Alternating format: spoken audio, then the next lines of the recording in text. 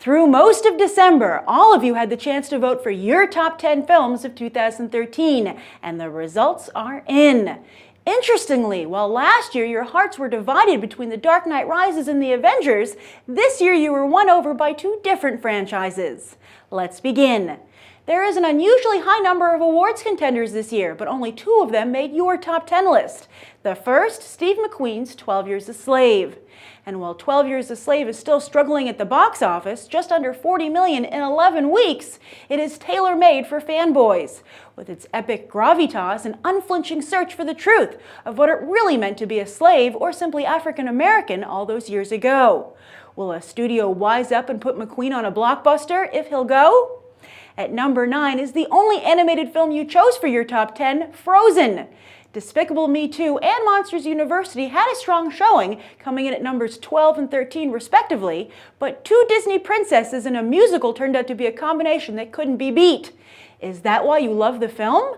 I see plenty of adoration for Anna and Elsa in the comment sections of many videos, but no explanation. Write down below why you voted for Frozen as your favorite animated movie of the year. But Disney Animation does seem to be on a roll with you, as last year you also put Wreck-It Ralph at number 9. No need to apologize, J.J. Abrams. While the upcoming Star Wars Episode 7 director has said he wishes he'd run a different ad campaign for Star Trek Into Darkness, it still made almost $100 million more than the 2009 flick and is your 8th favorite film of the year. Perhaps the overall negative perception of Star Trek Into Darkness is due to Benedict Cumberbatch turning out to be exactly who we thought he was, and that for the third film, both Abrams and the writing team of Alex Kurtzman and Roberto Orci are taking a back seat as they work on other franchises.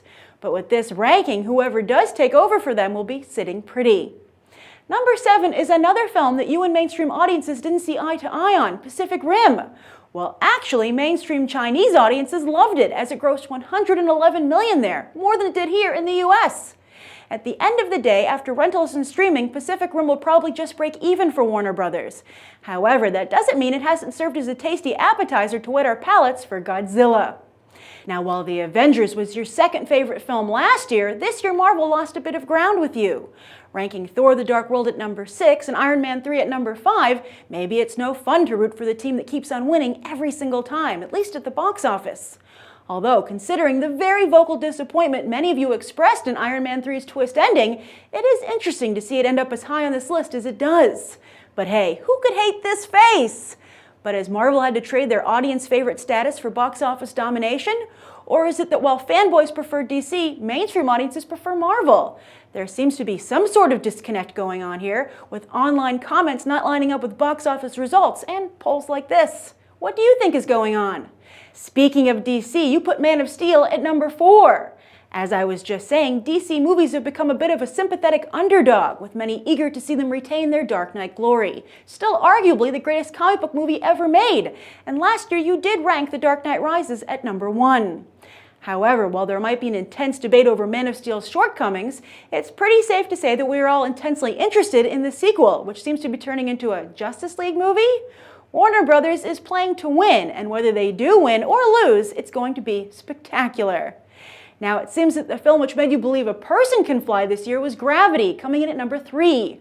Undeniably, Alfonso Cuarón has made a film that demands to be seen on the big screen, and which is a technological marvel.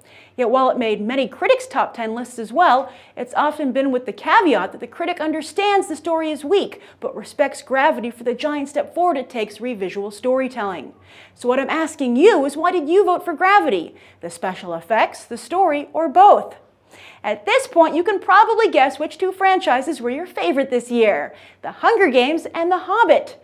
These two have switched places with Marvel and DC movies, as last year you put The Hobbit: An Unexpected Journey at number 4 and The Hunger Games at number 5. This year, The Desolation of Smaug takes your number 2 spot, as Peter Jackson is back at the top of his game. Plus, come on, Smaug is hands down the best fully realized dragon in the history of film. While An Unexpected Journey was known for its slow dinner scene, The Desolation of Smaug is becoming known for that whitewater barrel rafting scene. Both perfectly capture the experience of watching their respective films. And that means, yes, your favorite movie of the year is The Hunger Games: Catching Fire.